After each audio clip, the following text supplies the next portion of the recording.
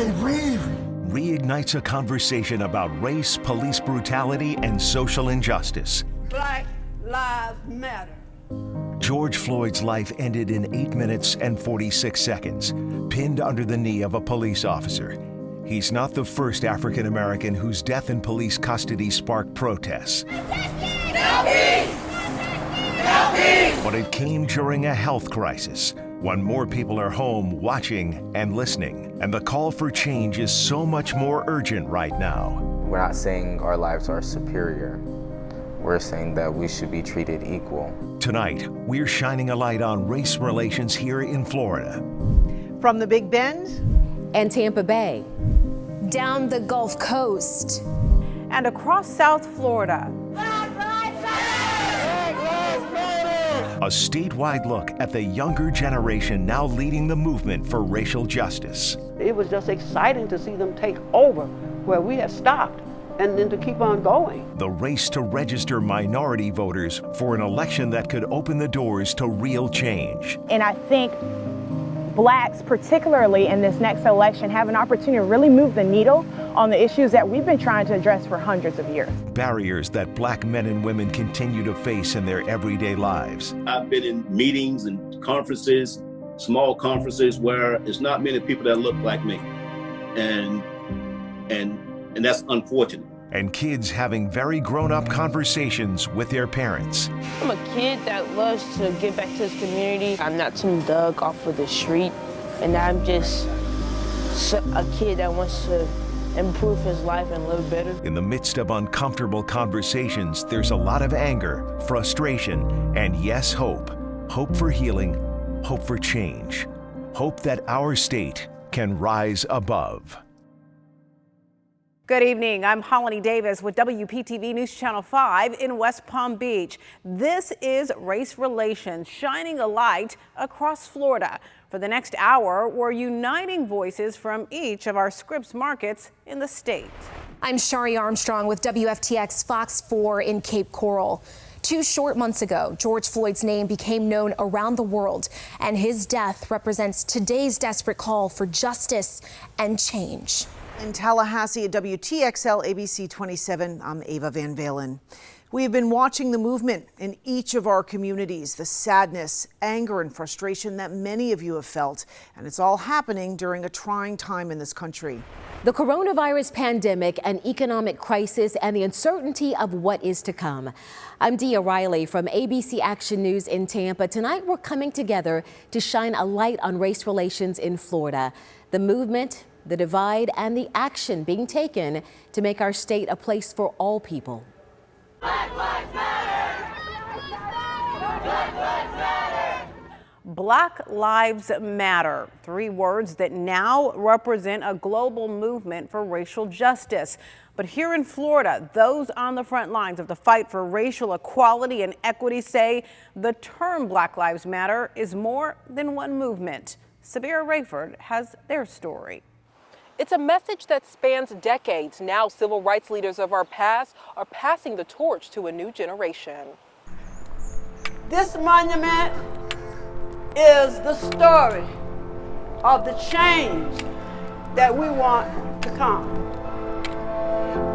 87 years old. But our success depends upon the movement.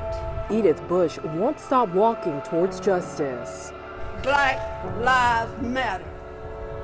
Why are you still so passionate at 80-something years old? Well, it is because I see the young people out there fighting for the same thing that we fought for over 20 years ago. In the early spring of 1964, local Negroes began civil rights demonstrations with white and Negro sympathizers from the North participating. Edith was on the front lines in Florida fighting for racial equality. Our organization won recognition from the state of Florida for our work in the civil rights movement. From John Lewis to Al Sharpton or Martin Luther King Jr. III, Edith's West Palm Beach home documents her dedication. So when people walk in this door, I want them to see what we've been through. 52 years later, a new movement is mirroring the past. It was just exciting to see them take over where we had stopped and then to keep on going.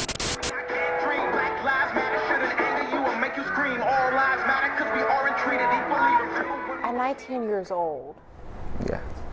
how do you find people react to you? Some people say I'm too young to know what I'm talking about, but I mean, when you see it, it's on social media. America watched George Floyd die for 8 minutes and 46 seconds. Whitmire Pierre is the co-founder of the Reformers Movement. We educate people on why it's important to vote and try to build the bridge between police departments and communities. His group has organized dozens of Black Lives Matter protests throughout South Florida. We're not saying our lives are superior. We're saying that we should be treated equal. Police!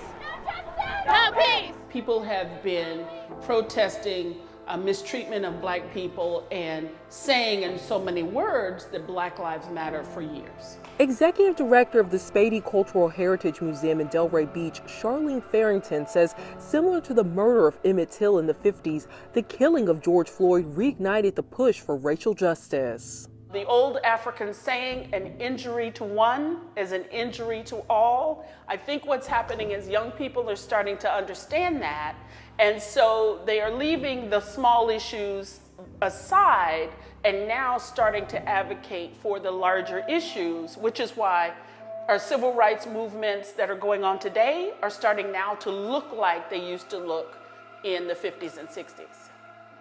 I'm proud. At the Box Art Gallery in Palm Beach County, Whitmire is happy these pictures paint one difference. Everybody coming together in unity, black, white, Hispanic, Republican, Democrat. We've had Republicans march with us. So it's like party aside, people first. That's what it's about. For these activists, Black Lives Matter is a movement that transcends decades. Love can overcome hate. Light can overcome darkness. Yeah. And judge a person not by the color of the skin, but the content of their character. Come on. Reporting in South Florida, I'm Sabir Rayford. Salt and pepper, peanut butter and jelly, beaches and sand. These are all things that our minds link together without us even thinking about it. As Brian Jackson reports, that's also how we form implicit biases, whether we want them or not. Living in society, having a brain. That's it. If you live in society and have a brain, you're going to have implicit bias. Today you will be challenged, okay, but in a good, loving way. Dr. Bryant T. Marks is a professor at Morehouse College and the founding director of the National Institute on Race and Equity. In its essence, implicit bias is a stereotype that is an association of a group with a trait that can affect how we think, feel, and behave at a subconscious level. But at the end of the day, as we live life, we're overexposed to certain groups and certain traits and certain groups in certain roles. And upon repeated exposure, our mind locks in that association automatically. And once that happens, the seed for implicit bias is planted. You've worked with thousands of law enforcement officers over the course of your career. How would you say that implicit biases kind of impact their ability to protect and serve? Most officers, in our experience, want to be fair. They want to be impartial. We all have biases just by being human, right? It's by living in society and having a brain. Some of us go into journalism. Some of us go into being bus drivers, and some go into policing. Before any of those occupations occurred, the common factor was their humanity. So just being human in this society allowed us to form certain biases. If I go into policing, my bias is expressed in a particular way. The thing that's so sensitive about policing is they have the right to take somebody's life if they deem it necessary. So when their bias plays out, somebody can die. If an accountant bias plays out, a number may be off. A bus driver, somebody might get left at the stop, but nobody's dead. So for police officers, even though they're human like everybody else, they chose a profession that is special, unlike everybody else's. Black Lives Matter is painted on city streets all over the country. Those symbolic acts have led to conversations that maybe weren't being held before. However, listen to the responses Dr. Marks gets when he's training a group and poses the question, what comes to mind when Americans think of African American males? Dangerous, thug, criminal, rapper, athlete. Those are our top 5 across the country. Not only police, everybody. Teachers, doctors, nurses, and black males themselves. Everybody gets those answers. We all we got, we all we need. Imagine walking through life with these words, as your personal brand. You walk into the office building for the interview, this walks in with you. You walk down the street past a police officer, this walks with you. No matter your race or gender, there's one easy way to find out what role implicit bias plays in your life. Talk to somebody who knows you really, really well, a loved one. I'm going to give you a pass for you to tell me what biases you think I have. And then you listen. Here's the deal. Sometimes other people will see our biases before we do. Dr. Mark suggests putting your bias to the test with this. The results, he says, could surprise you. Work is not to figure out, do you have any implicit bias? You're human, you do. Just be grown and accept it, okay? Your work is to figure out which specific biases you have, what is the magnitude, and how they systematically advantaging or disadvantaging anybody else. I could have a bias to a particular group, right? But if I'm at work, I have a certain way that I hire people, promote people, evaluate them, that's objective and standardized. So I still have my biases, but my practice is such that my biases do not affect outcomes. That's the work you want to do. In Tallahassee, I'm Brian Jackson. Still to come, racial injustice within Florida's prison system, how lawmakers on both sides of the aisle are working to correct the disparities, and a deeper look into the racial divide in our communities, as well as our police departments. Two police chiefs explain why not enough has changed in recent years. What's that? A threat's been detected. This is not a drill, everyone! Abby, protect the children! It's just a Wi-Fi network threat, and we have Xfinity XFi. Remember? False alarm. Everything's fine. Except for you, Abby. That wasn't a good look. Defend against Wi-Fi threats with Xfinity XFi. XFi Advanced Security gives you added protection to help keep your network secure. Now that's simple, easy, awesome. Switch to Xfinity Internet and get advanced security free with the XFi Gateway. Plus, ask how to upgrade your in-home Wi-Fi with XFi Complete. Click or call today. We see you, keeping our families healthy, our loved ones safe, and our neighbors fed. We see you, keeping the shelves stocked, the grills going, and the businesses running. We see you finding new ways of working and new ways of staying connected. ABC 27 is highlighting the positive things local businesses are doing with We're Open Tallahassee. We're Open Tallahassee is a partnership between ABC 27 and businesses across the Big Bend and South Georgia to shine a light on how they are evolving to support our communities and keep them going strong. If your business is changing the way you work, ABC 27 wants to hear from you. Go to WTXL.tv/open and let us know how your organization is adapting to help get our lives back on track. We're Open Tallahassee, only on ABC 27. We're Open Tallahassee is sponsored by these local businesses. Right now, many of our families in our area are wondering how they'll put food on the table or pay their monthly bills. Being behind, you really can't catch up when you kind of live paycheck to paycheck. ABC 27's The Rebound Tallahassee is here to connect you to critical resources that'll help you stretch every dollar. We're still assisting with those things just to help people maintain, sustain. We are still here to help people. It really saved me and my family. To learn more, visit WTXL.tv/rebound.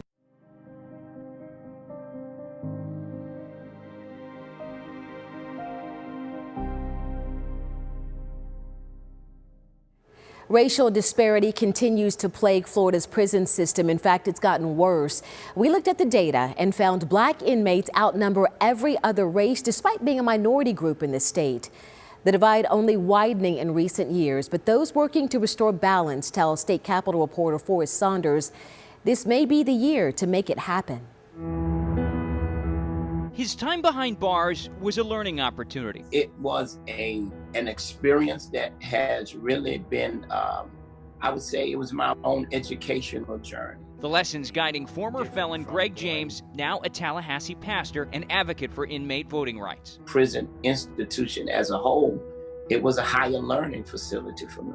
It also taught him that the prison system has a great deal of racial injustice. If by chance we try to deny it, then we're walking in a state of total darkness, but you can blatantly see the fight that we're in. You've probably seen the national stats before. Blacks make up about 14% of the U.S. population, but about 33% of those incarcerated.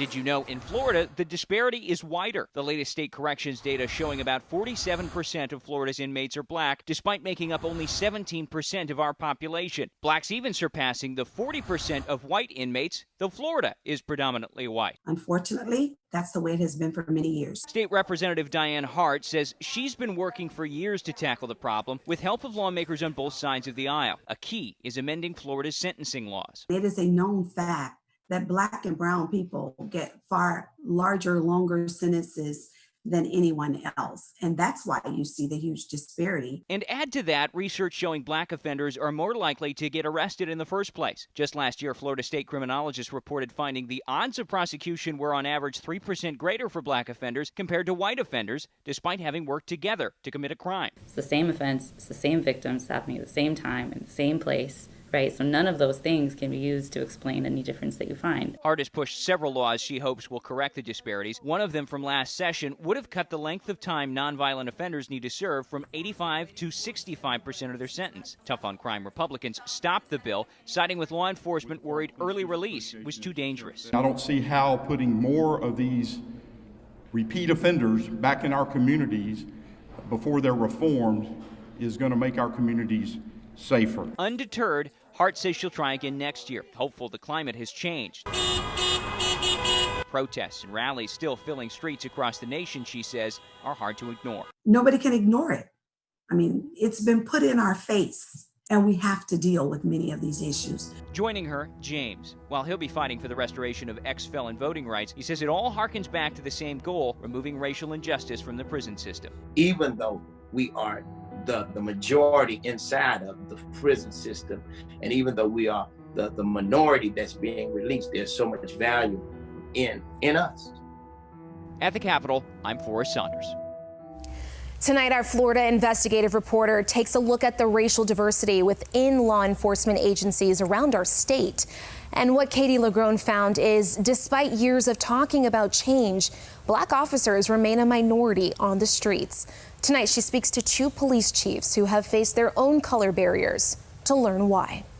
In the predominantly white and male world of law enforcement, years of battling for change is slowly starting to shift as leadership in law enforcement finally brings some color to the table. They are two police chiefs. Law enforcement has always been a white male dominant profession. Who represent two sides of Florida. We're not hiring minority officers just so they can work in a minority community. But both share the same skin color. I've been in meetings and conferences, small conferences where it's not many people that look like me. And that's unfortunate. And the same battle because of it. When I'm wearing this uniform, they see me as one person. And when I take this uniform off, they see me as another person. St. Petersburg Police Chief Anthony Holloway and Delray Beach Police Chief Javaro Sims are among Florida's black police chiefs. In a state where 17% of its citizens are black, we found less than 10% of law enforcement officers patrolling the streets here are black, according to the latest demographic data kept by the Florida Department of Law Enforcement. We do want to try to mirror our community, but again, it's trying to find those qualified candidates. In St. Petersburg in the 1960s, a dozen black officers, known as the Courageous 12, sued the city over unequal treatment and ultimately won. Today, with a city population that's 22% black, 15% of its police officers are black. But in Delray Beach, a smaller city, 31% of its population is black, yet just 13% of officers are black, according to the latest state data. Does that work for you? No, it doesn't work for me. We looked at a dozen Florida law enforcement departments with at least 100 white officers and found around the state the percentage of black officers can be 2 or 3 times lower than the percentage of black citizens they serve. These chiefs explain why. The way things that are going on right now, it's hard to find an African-American officer who wants to be a police officer. I think a lot of African-Americans specifically shy away from law enforcement because of the stigma between law enforcement and the African-American community or the minority community in general. So you have to find a way to break down some of those barriers. Which for them means recruiting as early as high school, at black colleges, job fairs, ads in minority magazines, and attending community events in minority neighborhoods. Chief Sims says since he became chief last year, more than 70% of his new officer hires are minorities, 9 black. Yes, definitely a personal goal. A goal both recognize will be a challenge to reach, as long as incidents including Michael Brown and George Floyd continue to happen. That African American or that minority we hire, he or she really has to have thick skin. I'm Katie LaGrone reporting. It's a hard talk, a sad talk. He's driving now. We talk about, literally rehearse what to do if he's ever pulled over. And it's been happening for generations. How Black parents are helping their children express their feelings and thoughts during this time of unrest. Hey everyone, Casey Mason here with MorningSave.com lifestyle expert Callie Moore to share some early bird bargains. Hey Callie. Hey Casey, we have got some really great items to show you today that I know you're gonna love. All right, this first item is the 2-pack Mobile Power rechargeable and extendable LED work light with swivel head. This is an all-in-one flashlight that is great for things like working around the house, camping, or even in an emergency. It features 30 bright LEDs with a magnetic base for hands-free use. And it has a battery life that lasts up to 6 hours. That's right, Casey. These usually cost up to $72, but at Morning Save, they're only $24 for a 67% savings. Next is the Perricone MD No Makeup 3-piece set with foundation serum, instant blur primer, and lipstick. The primer and foundation help to fight aging, and the solid to serum lipstick helps to moisturize lips for a smoother, fuller look. And it improves your skin while looking great too. Exactly, Casey. Now these sell for as much as $145, but at Morning Save, this is only $39. That's a 73% discount. This is the PopSonic LED 7x magnification vanity mirror. It can be mounted to almost any surface and features a bright natural LED light that is adjustable. It comes with a USB charging cord so you can use it anywhere, anytime. And it's so lightweight, you can actually use it when you're traveling too. Exactly. Now this can be $60, but Morning Save has it for $25. What a steal, saving you 58%. And finally, we have the Cuisinart 10-piece ceramic coated knife set. This set comes with a variety of high-quality stainless steel blades that are available in a faux wood finish. The ceramic coating is perfect for easy slicing. Great, and what's the deal for this? Well, this set normally is as high as $56, but MorningSave.com's deal is only $24, saving you 57%. Well, Callie, thank you so much for giving us the inside track on these early bird bargains. Now be sure to head to MorningSave.com for these and other exclusive deals. All products are shipped directly from a U.S. warehouse.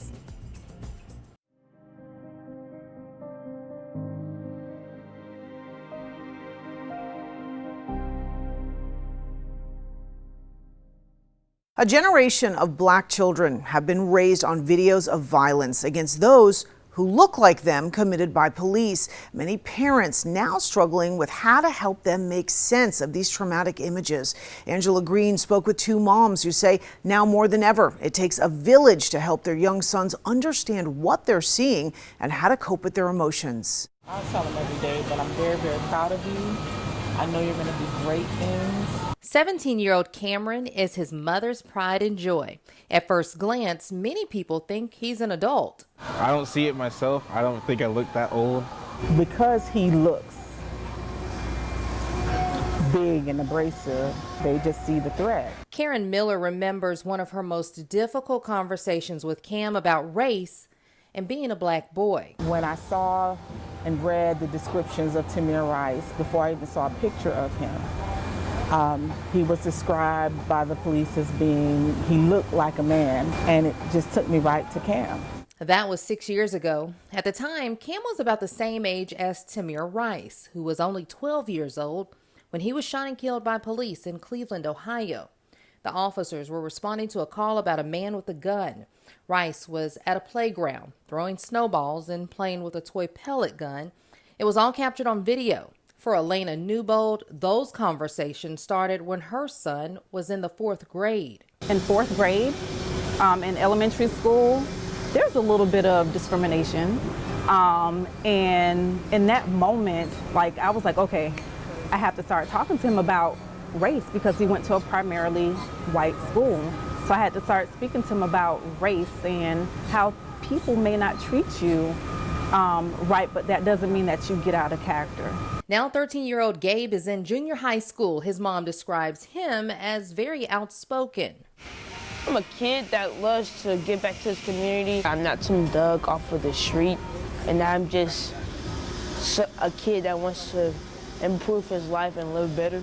I actually encourage him to be vocal. Stand up for yourself, advocate for yourself is what I teach my kids. My fear is that people aren't going to understand his advocacy. People aren't going to understand how passionate he is about the things that he holds true or the things that he believes in.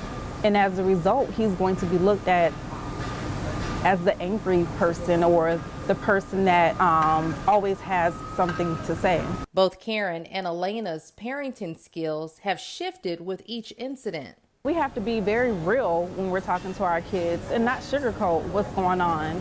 I try and be as honest as possible with my kids, because if I'm not honest with them and they go out into this world, you know, I'm leaving them open to a number of things, a number of attacks, or a number of failures that they can possibly be faced with, because I wasn't honest with them home behind closed doors. He's driving now. We talk about, literally rehearse what to do if he's ever pulled over.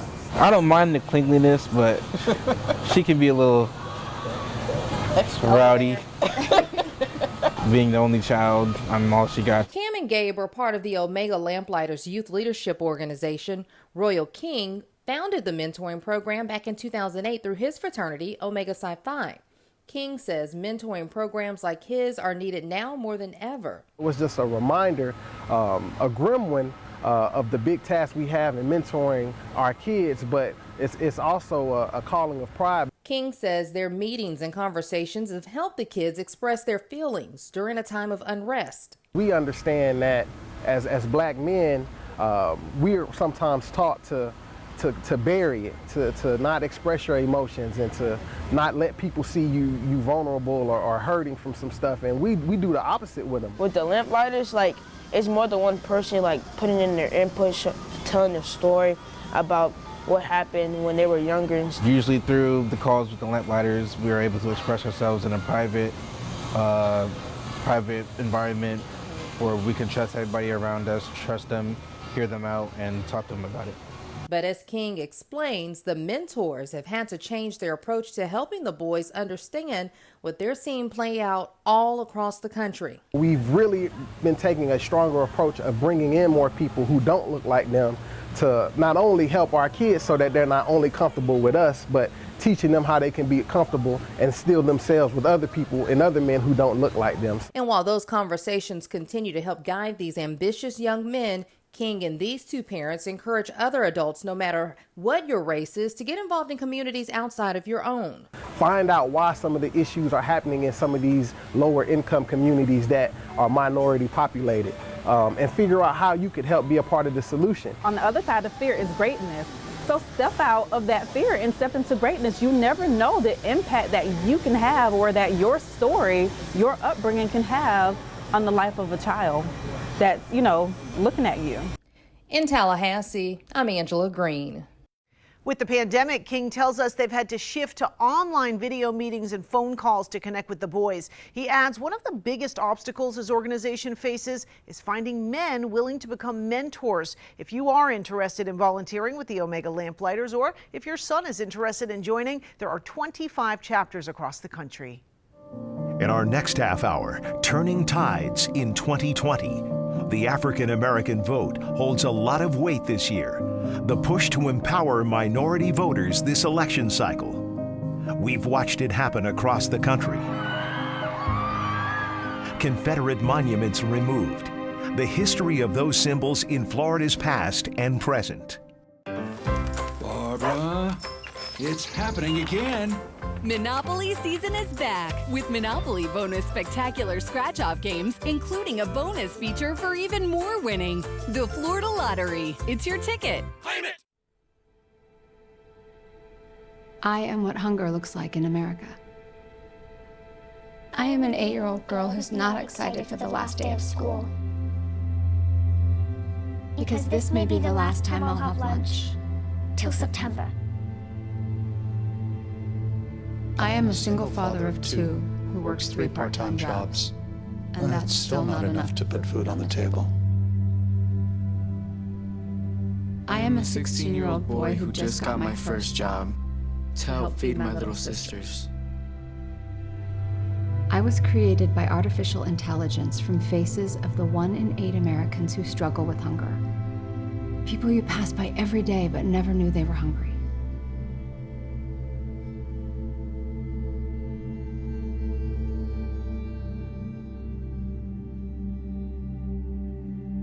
Feeding America, 200 food banks strong. We see you, keeping our families healthy, our loved ones safe, and our neighbors fed.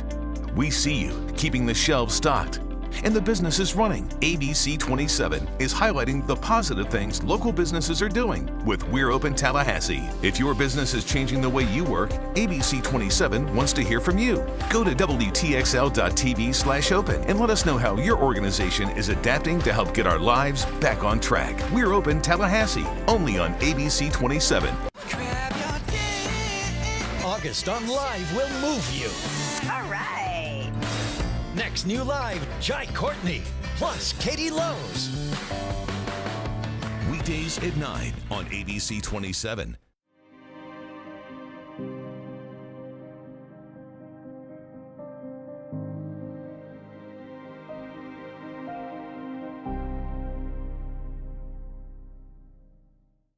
"2020 might feel lost, but it isn't. Despite millions of Americans infected with COVID-19 and tens of thousands dead, your vote in the 2020 election can have impact.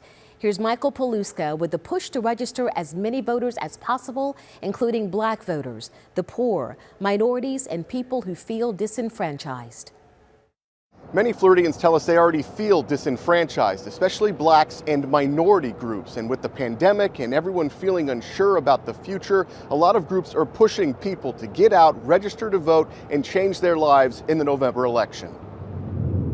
The fires of frustration and discord are burning in every city, north and south. If you can't be the sun, be a star. For it isn't by size that you win or you fail.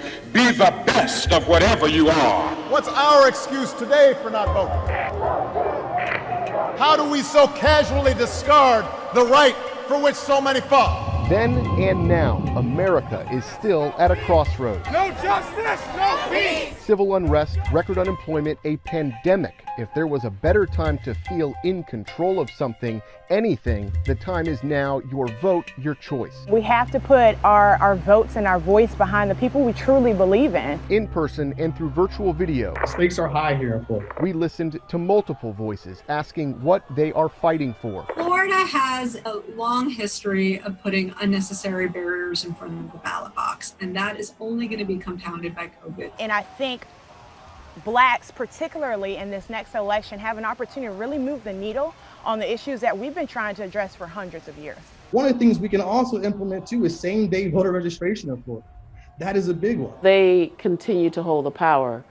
They continue to tell us what is best for us. Yvette Lewis, the president of the Hillsborough branch for the NAACP, says voter disenfranchisement is happening in real time. Her office slammed with calls. Deemed that was unconstitutional, and now we're I knew I should have put that phone on by right. Go ahead. Oh, gosh. Oh, my gosh. I knew it. I cannot. The phones won't stop. I'm sorry. Oh, my God. This is. So is that someone calling in? Pretty much. And they are wanting their rights to vote. Most of those calls are about felony disenfranchisement. In 2018, Floridians voted to restore felon voting rights to an estimated 1.6 million people. 20% are African American, and many still can't register. Tell me what these people would really do by voting. What are you afraid of, state of Florida? What are you afraid of? Governor Ron DeSantis challenging the law in court, arguing that all court-related fines and fees be paid before voting rights are restored. For those felons, Florida's August 18th primary is lost. A hearing in appeals court in August is past the voter registration deadline. Enough is enough. You know, at some point, the state of Florida has got to relinquish some of the power back to the people. Black women are the most dependable voters. Jordan Pride is the president of the Hillsborough County Democratic Black Caucus. She says during the 2018 governor's race, blacks and minorities showed up because they were passionate about Andrew Gillum. DeSantis eked out the victory. 32,463 votes kept Gillum from making history, becoming the first black governor in the state of Florida. I sincerely regret that I couldn't bring it home for you. One of the demographics that we're targeting as a caucus is young black males. We really do feel will make the difference in this upcoming election. Because of the coronavirus, Pride says voter registration drives are going a mix of old school phone banks and mailers and social media blitzes, doing everything they can to register and educate black voters. Historically, African Americans typically don't vote by mail.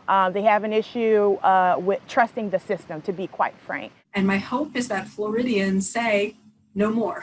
We want free, fair, and accessible elections. Mirna Perez, the director of the Brennan Center's Voting Rights and Elections program, says the COVID disruption for voters could be extreme.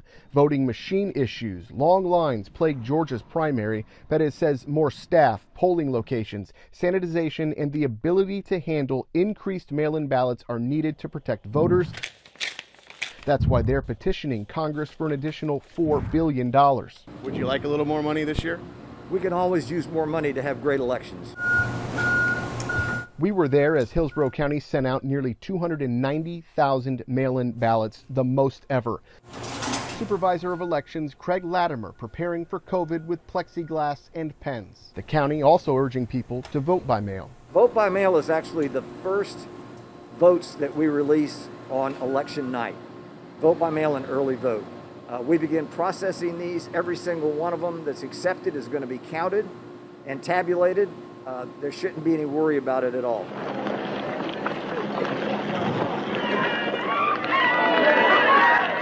Lewis looks forward to the day when the past doesn't repeat itself. Americans of all races and genders are equal, and her phone calls filled with so much pain are silent. And I hope I see it before God takes me on. This organization has been around for well over 100 years. Some of the people that's in power should say, why is this organization still around? We're here because of systemic racism, social injustice, because people's civil rights continue to be violated every day. In Tampa, I'm Michael Paluska. Just last week, voting rights groups and the state reached a settlement in a legal battle over Florida's vote-by-mail procedures. Civil rights and voting advocates announced the state agreed to revise its voting process to allow minorities, disabled, and low-income Floridians better access to casting their ballots amid the pandemic.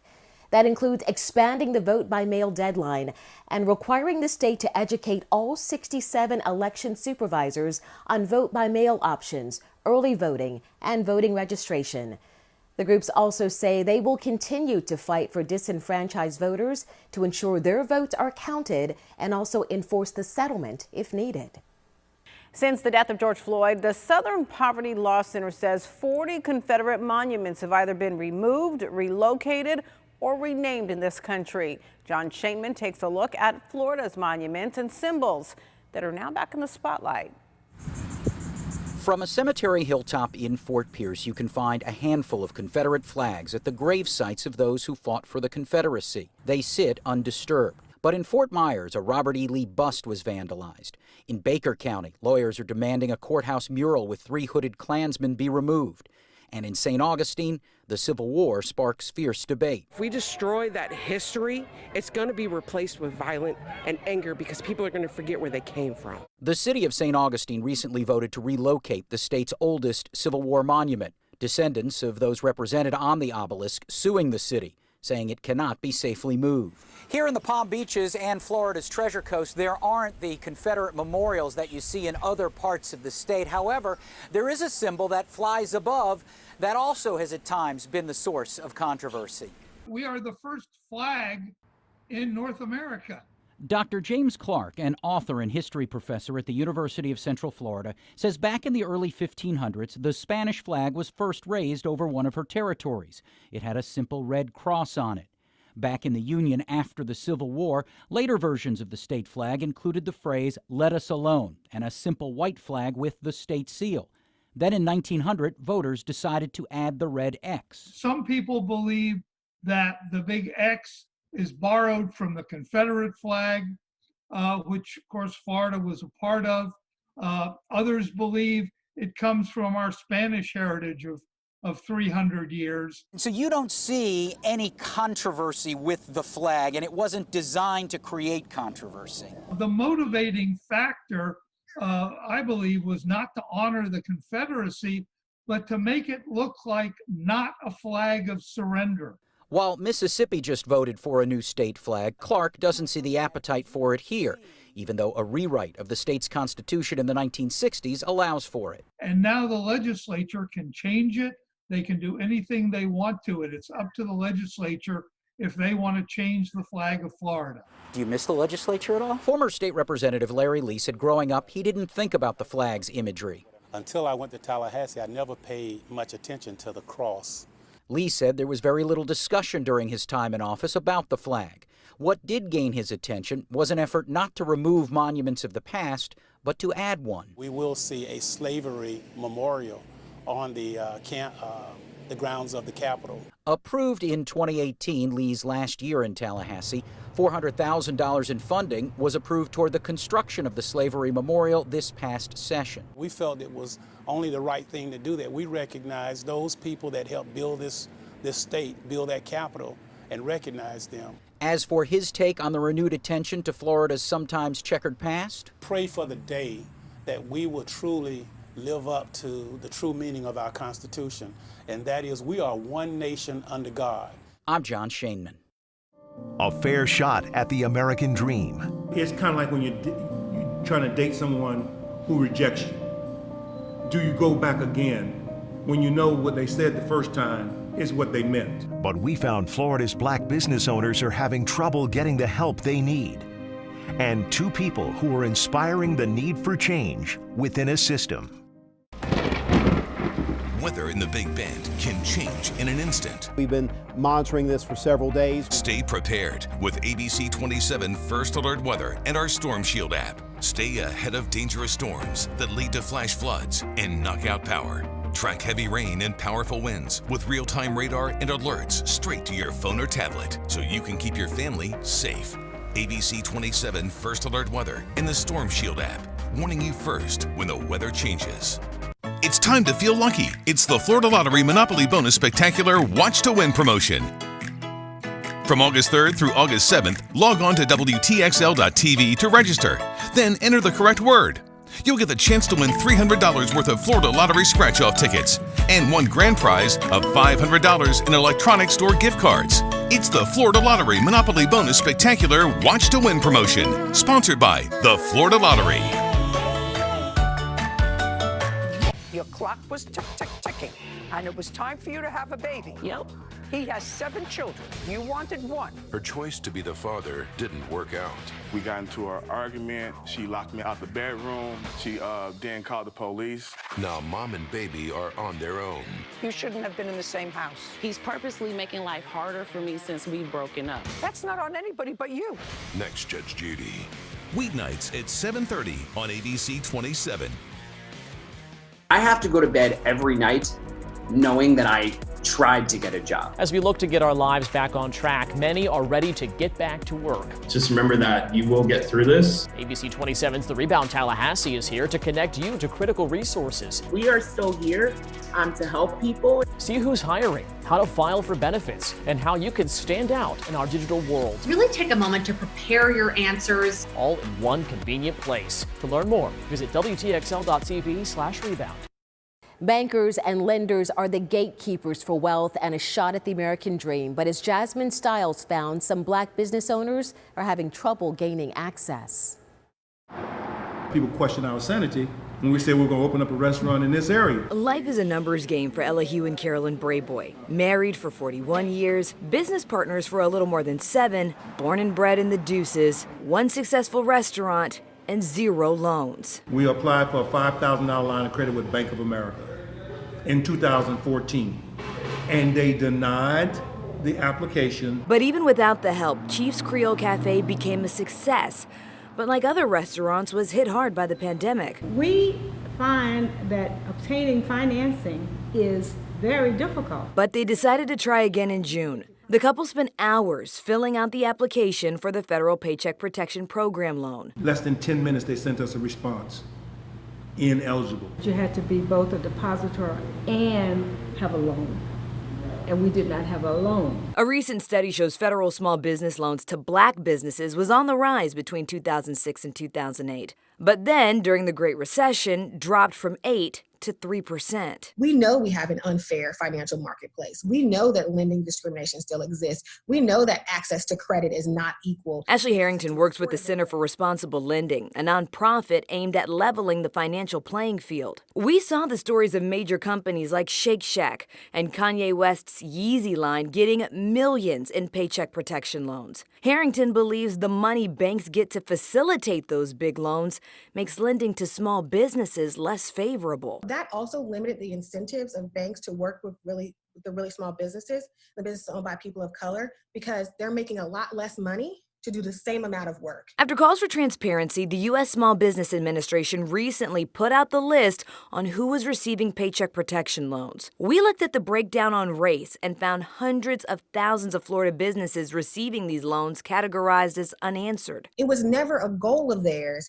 to actually collect, track, and release this data. Harrington says the biggest obstacle black businesses face is going through a lender. A recent Federal Reserve report found 27% of black-owned businesses did not even apply for loans because they feared they'd be turned down. It's kind of like when you're trying to date someone who rejects you. Do you go back again when you know what they said the first time is what they meant? The Brave Boys say race has definitely been a factor as of late, but in a good way. When word spread about them getting denied the paycheck protection loan, Elihu says the Black Lives Matter movement and the heightened awareness to support black businesses got an ally to step up. A restaurateur in Tampa called us up and asked us what could he do to help. He really connected us with a smaller bank. We did the same 3-hour application, the prep work for it, applied and was approved. The difference was the attitude of the bank. In the end, it worked out, and Chief's Creole Cafe was given a fighting chance. But Elihu says the financial marketplace needs to be more accessible to everyone. There's no way you can do the growth of equality and equity without access to capital. In St. Petersburg, I'm Jasmine Stiles. As we look at what change could look like in our country, we'd also like to acknowledge the many people already hard at work. People like Gwinnetta Gittins, an educator who says she witnessed and was a victim of unfair treatment as a local teacher. She says she knew the only way to change that was to climb the ranks. So she did, and she made history along the way. Gwinnetta Gittins, a businesswoman turned teacher for over 13 years, says what came next wasn't exactly part of the plan. Politics? Are you serious? Oh, no. Oh, yes. Turns out her love for education only prepared her for a bigger role. Thought about the days that I sat in the classroom and never thinking I would be up there. Up there. Welcome, everyone. Making history in 2018 as the first Black Lee County School Board member and serving as board chair during her first year. Gittins says her time with students helped her to understand why representation beyond the classroom matters. Can you imagine being a little brown or black child and you never see anyone in authority that looks like you? What does that say? In her current position, Gittins is bridging gaps of communication between the district and the families it serves. Her service to the community in this position, historic. And as the district's only Black school board member during a national fight against racial injustice, the wife and mom admits it's tough. I'm trying to be Black enough and not white and not too far this way and that way. It's exhausting being me. Exhausted, but motivated. Gittins says the events following the death of George Floyd inspired her, challenging her to share her own experiences. If I go through these 4 years and I don't say anything, I'm just as wrong as the people that are doing these things. She says the change needed in our country is similar to the change she hopes to bring to the district. A willingness to have an open mind and to really listen and hear what people are saying. Until then, she says she's proud that students in Lee County won't have to wonder what it's like to see an African American on the school board. It gives hope, I think. Gwinnetta Gittens inspires hope in so many, identifying a need for change within a system and climbing the ranks to do just that. And did you catch how she said she would never go into politics? It's actually very similar to Dave Thomas's story. He tells us his experiences with law enforcement as a young boy left a bad impression. So as Lisa Greenberg shows us, his career choice is quite surprising.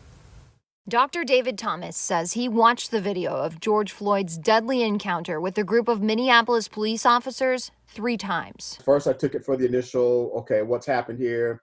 Then I watched it the second time to try to understand. And then third time, I really kind of get into tactics. Seeing a video like this, it scares the hell out of me. I have a grandson in Michigan. I have a son in Texas. And I have a son here in Gainesville. He says his dad had to talk to him at a young age about how to interact with police. The first time I had a gun drawn on me by a police officer, I walked up to his car and literally asked him, how fast does this car go? I'm 10. I can remember it like it was yesterday.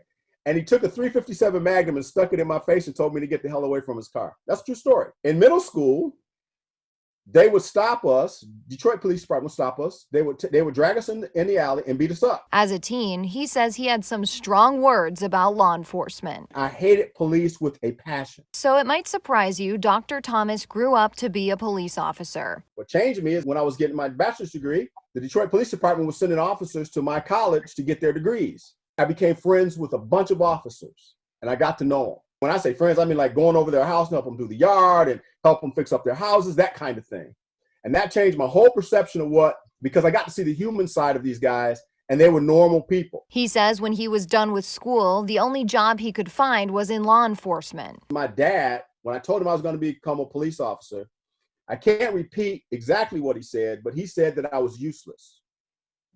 And he couldn't understand after all these years, and I went and got a degree, that I would end up being a police officer. This photo is from when he graduated from the police academy. Because of what he went through growing up, he says he understands what people protesting feel, but also says the actions of Derek Chauvin don't represent them all. I think even the police recognize that this has gone too far afield. There really has to be an attitude change.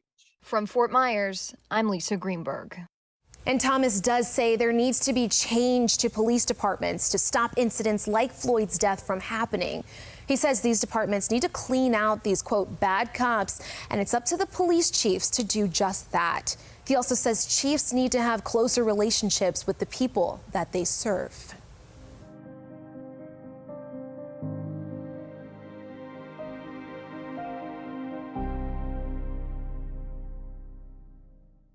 Devices are like doorways that could allow hackers into your home. And like all doors, they're safer when locked. That's why you need Xfinity XFi. With the XFi gateway, devices connected to your home's Wi-Fi are protected, which helps keep people outside from accessing your passwords, credit cards, and cameras, and people inside from accidentally visiting sites that aren't secure. And if someone tries, we'll let you know. XFi Advanced Security. If it's connected, it's protected. Get Xfinity Internet and ask how to upgrade your in-home Wi-Fi. Switch today. Welcome to the Kelly Clarkson Show! Kelly Clarkson is daytime television's newest superstar. Kelly Clarkson! Engaging with natural enthusiasm. You know what I love about you? You have no chill. No. I have no filter, clearly. Completely genuine. It's just a really important thing that you know that she's working so hard. She's giving the people what they want. The gang is back together, y'all. It's an American Idol reunion. What was your favorite moment? You came in and said, I was like, yo, she's fire right there. Really? Oh, yeah. Even if you're lying, I'll take it. The Kelly Clarkson Show. Kelly? It rocks. That was a lot of confetti. Weekdays at 10 on ABC 27. My part-time service in the Army National Guard makes it possible for me to be more for the community I call home. I'm a better neighbor because my service has taught me how important it is to be a team player. My training helps me in my classes when I must give attention to detail to the task at hand. My service in the Army National Guard allows me to keep my community and those I care about safe from threats. Learn more about how you too can live and serve part-time close to home by visiting nationalguard.com.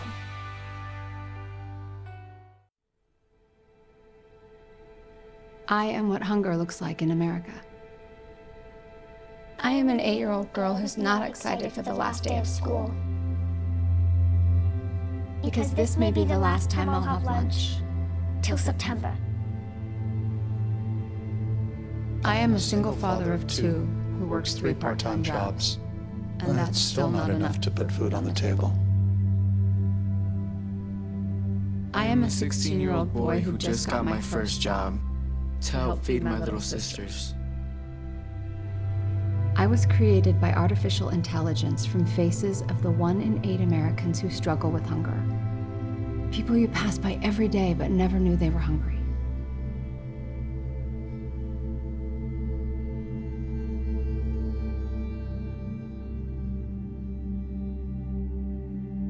Feeding America, 200 food banks strong. I have a dream. My 4 little children will one day live in a nation where they will not be judged by the color of their skin, but by the content of their character. Nearly 57 years ago, Martin Luther King Jr. delivered his I Have a Dream speech on the steps of the Lincoln Memorial, calling for civil and economic rights and an end to racism in this country. More than 250,000 of his supporters joined him then on August 28, 1963. The fight for equality and change continues to this day.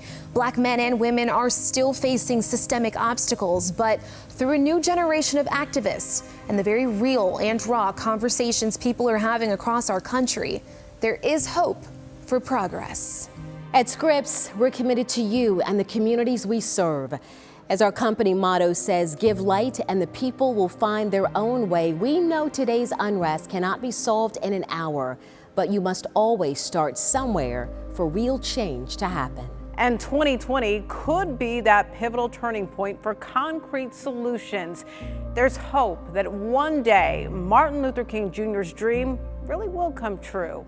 We thank you for joining us. Stay safe, stay well. Good night.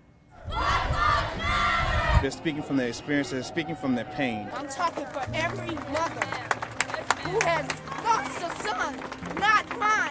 I feel encouraged that it wasn't just black, it wasn't just brown, it wasn't just white. We all came together. I think that if we can continue to show others that we can come together like this for peace in a peaceful state, then I think that we can cause great change.